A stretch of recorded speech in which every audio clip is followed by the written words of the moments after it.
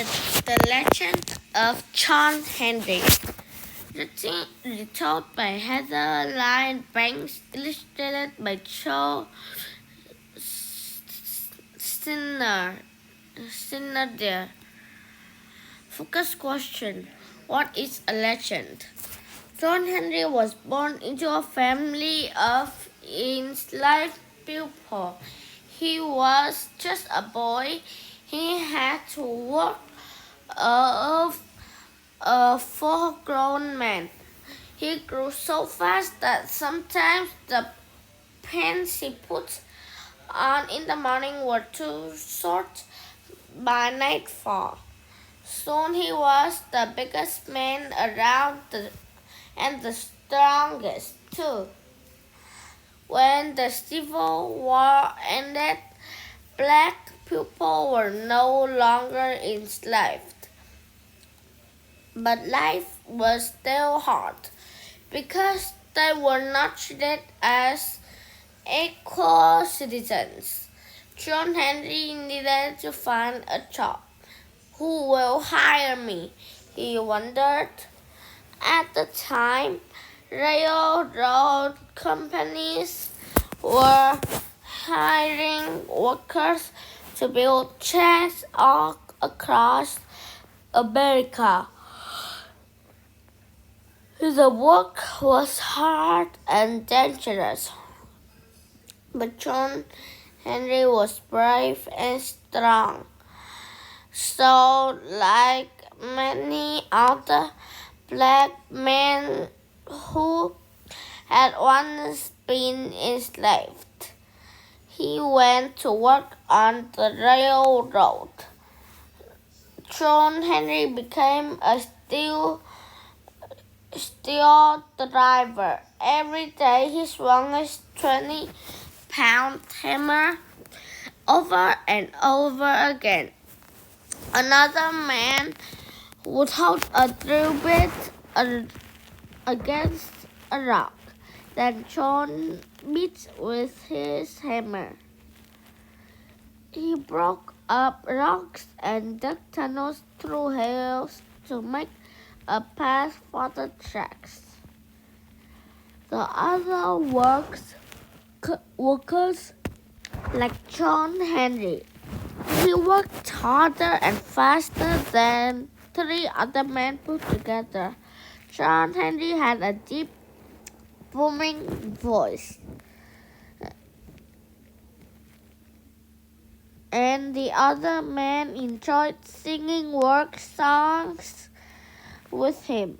One day, the railroad tracks ran smack into Big Bend Mountain.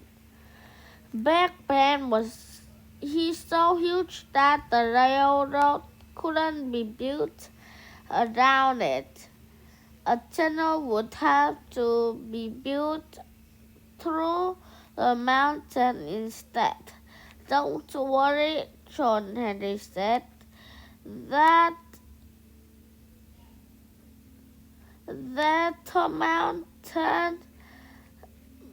mountain's just a big rock. And smashing through rocks is what I do. The men worked fast, and John Henry worked fastest of all. They hammered away at Big Bend Mountain, but their boss wasn't happy because he wanted the tunnel finished even faster.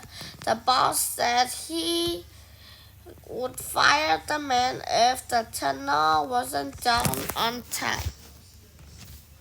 Then one day a little man in a fancy suit arrived at the work camp.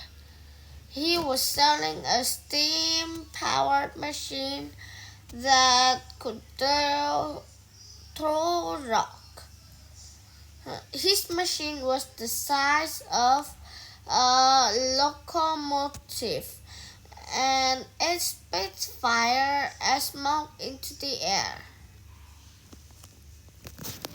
My machine can drill faster than any of your workers, the salesman told the boss. Most of the men looked down and shook their heads. They feared he was dead. But John Henry spoke up. That machine can't beat me, he roared. The other men raised their heads and cheered. Everyone became running to watch the contest. John Henry stood tall in front of Big Bend Mountain.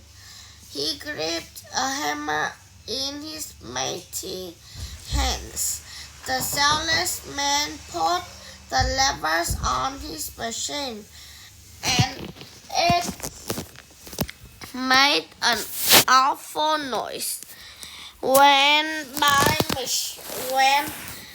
machine wins, you'll want to buy it.